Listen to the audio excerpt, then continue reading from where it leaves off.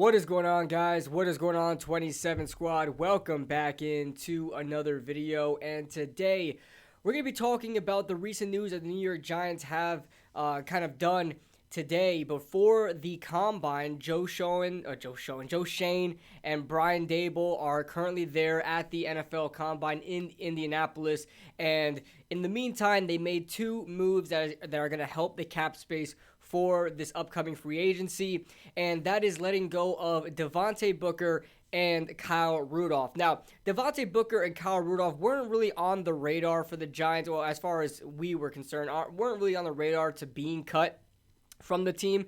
A lot, instead we were looking at more bigger kind of targets, the potential of Blake Martinez leaving the team, James Bradbury, Saquon, Barkley, guys like that have a kind of a bigger cap hit. But this was one that actually does make sense in Kyle Rudolph and Devonta Booker. They signed these guys, Dave Gettleman signed these guys last year to kind of, what we thought was kind of building a playoff roster, trying to fill in some holes with some easy, quick signings that were kind of overpaid, right? I guess you can say that Kyle Rudolph was a bit overpaid with if he got all of his incentives, and Devonta Booker, well, a lot of people were up in arms when he was signed because they felt he was overpaid as well. So cutting these two players are going to clear up about a grand total of about just over $7 million in total cap space, which is not bad for the Giants. They were at like 12 previously.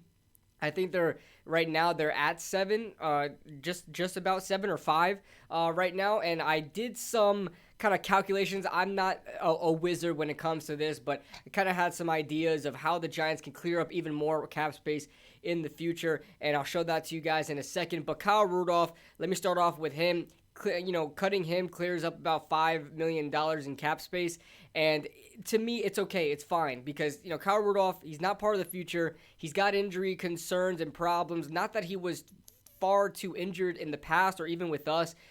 I think he didn't. There was a couple games he didn't play, if I'm not mistaken. But to me, he just doesn't seem essential. When it comes to this rebuild in particular for the New York Giants, I really want the only guys to remain here are the guys that are essential, or if we're like strapped up with cap space with a dead cap situation, like, a situation like Logan Ryan. Logan Ryan is almost impossible to let go and release because, we would only save about $400,000 on cutting Logan Ryan. I mean, he eats up the entire cap, his potential cap. If he stays or if he goes, we only save $400,000. So when it comes to Kyle Rudolph, he's not essential to keeping around, and he clears up some cap space. So unfortunately, he's going to have to be a casualty, and he was the first casualty for the rebuild process of Joe Shane's tenure with the New York Giants. Then we go to Devonta Booker. Devonta Booker was let go as well. Now, Devonta Booker did a lot better, had a lot better of a season than Kyle Rudolph did. Devonta Booker really stepped into a bigger role than I guess a lot of people thought he would, with Saquon Barkley's injury concerns, and he wasn't really himself when he was on the field. It almost felt like Devonta Booker was the better running back on the field at a lot of times during this past season. So letting go of Devonta Booker is, I guess, I'm not going to say that it was the wrong move or the right move, but I guess it doesn't really matter. It's not really relevant, right? Because with running backs, although it is my favorite position, you guys know running back is my favorite position, it is very, very easy to fill in a running back role, whether that be the draft, the free agency, or just bringing up anybody. I mean, if you're committed to the run game, most likely you're going to have a decent run game no matter who you throw back there. Of course, the better running backs kind of separate themselves from the worst running backs. I won't kind of say that's not true, but Devonta Booker is just not anything special, right? Not anything special. So letting go of those two players, I'm okay with it. We clear up about $7 million in cap space. I think we were left with 5 or 7. Keeps changing with these grand total cap on spotrack.com. But let me shift your attention now to what I did here. Let me move my camera over here. So what I did here, you guys can see the transaction logs over here. And what I did. So the total cap, here's the team cap or whatever. This is how much that the Giants could save, or how much the Giants could have going from -7 to 32 with the transactions that I have here. First, restructuring Logan Ryan's contract. Now, what I did here wasn't a restructure that I kind of created numbers. I just restructured the base salary that it allows you to do on Spot Rack. You can do the base salary restructure, and it kind of just restructured their base salary. I don't know where that's allocated to. I don't know how it's stretched out. It doesn't really say. I don't think it really cares, or I don't even care. But, we're just putting it into perspective, the players that we can kind of restructure here, okay? So restructuring Logan Ryan's deal, and I guess that would, cause a extension for Logan Ryan. I'm not sure how I feel about that, but, we have to clear up some money somehow.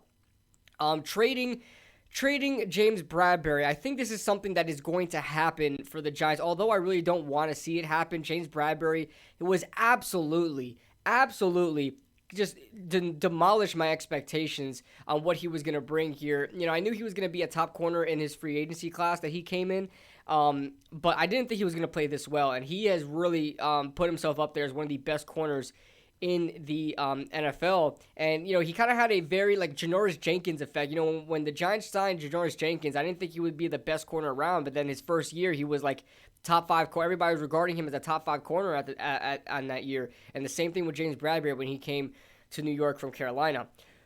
We move on to Riley Dixon. Riley Dixon is someone I love and hate at the same time. Reminds me a lot of Brad Wing. If you guys remember Brad Wing a couple years ago, punter out of LSU, previously with the Steelers. He had one really good kicking year for the punting year for the Giants, and then it all went downhill from there, and he just wasn't as consistent. Same thing with Riley Dixon. Riley Dixon is one of the best punters in the league, in my opinion, but the cap that he's demanding, we're saving almost $3 million in cap on a punter. We have to move on. We have to move on at that point. Nick Gates is next. Now, I've grown to love Nick Gates. You guys know he is a long kind of topic on my channel. You guys know I have a love-hate relationship with Nick Gates as well, and I love him right now. I do love Nick Gates, but there is a question of will he ever play football again due to his injury.